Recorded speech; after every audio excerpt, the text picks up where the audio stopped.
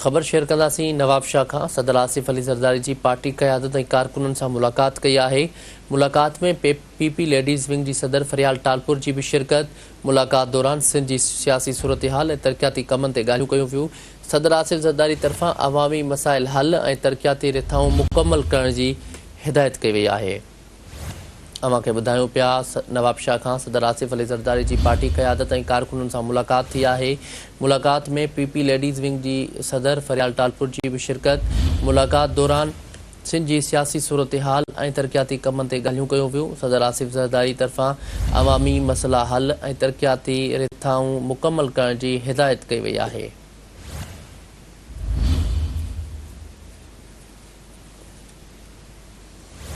अवां खे ॿुधायूं पिया नवाब शाह खां। सदर आसिफ अली ज़रदारी जी पार्टी क़यादत ऐं कारकुननि सां मुलाक़ात कई आहे। मुलाक़ात में पीपी लेडीज़ विंग जी सदर फरियाल टालपुर जी बि शिरकत। मुलाक़ात दौरान सिंध जी सियासी सूरत हाल ऐं तरक़ियाती कमनि ते ॻाल्हियूं कयूं पियूं। वधीक अपडेट्स मालूम कंदासीं ज़ुल्फ़कार ख़ासि खेली खां। जी ज़ुल्फ़कार, वधीक छा तफ़सील आहिनि?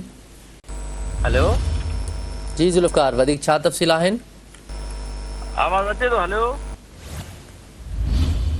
जी ज़ुल्फ़कार, छा तफ़सील आहिनि?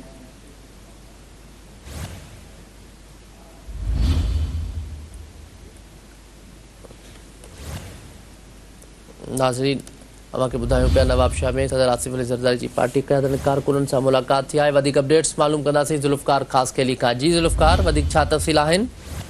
जी बिल्कुल ही अॻूणो सदर पाकिस्तान आसिफ अली ज़रदारी जेको राति देर सां ख़ासि जहाज़ ज़रिए नवाब शाह एयरपोर्ट पहुतो, जितां सख़्त सिक्योरिटी में ज़रदारी हाउस पहुतो आहे, जिते ॿुधायो पियो वञे त मख़सूस सियासी चूंडियल नुमाइंदनि सां आसिफ अली ज़रदारी जी मुलाक़ात थी आहे, जंहिंमें मुख़्तलिफ़ सियासी ॻाल्हियुनि समेत तरक़ियाती कमनि जे हवाले सां ॻाल्हि ॿोल थी आहे। जॾहिं त आसिफ अली ज़रदारी सुभाणे ईद जेको आहे सो ज़रदारी हाउस में कुझु चूंडियल नुमाइंदनि ऐं मख़सूस पार्टी अॻवाननि सां मल्हाईंदो, जंहिंखां पोइ वधीक हू पार्टी अॻवाननि सां मुलाक़ात कंदो ऐं उनखां पोइ ॿुधायो पियो वञे, ज़रिए ॿुधायो आहे त हू पंहिंजे अमड़ ऐं वालद जे क़बर ते बालूजा कुबा क़ब्रस्तान वेंदो, जिते हू दुआ बि घुरंदो ऐं ॿुधायो पियो वञे त 2-3 ॾींहंनि ताईं जेको आहे हू नवाब शाह में रहंदो ऐं जंहिंखां पोइ हू वापसि रवानो थींदो। जी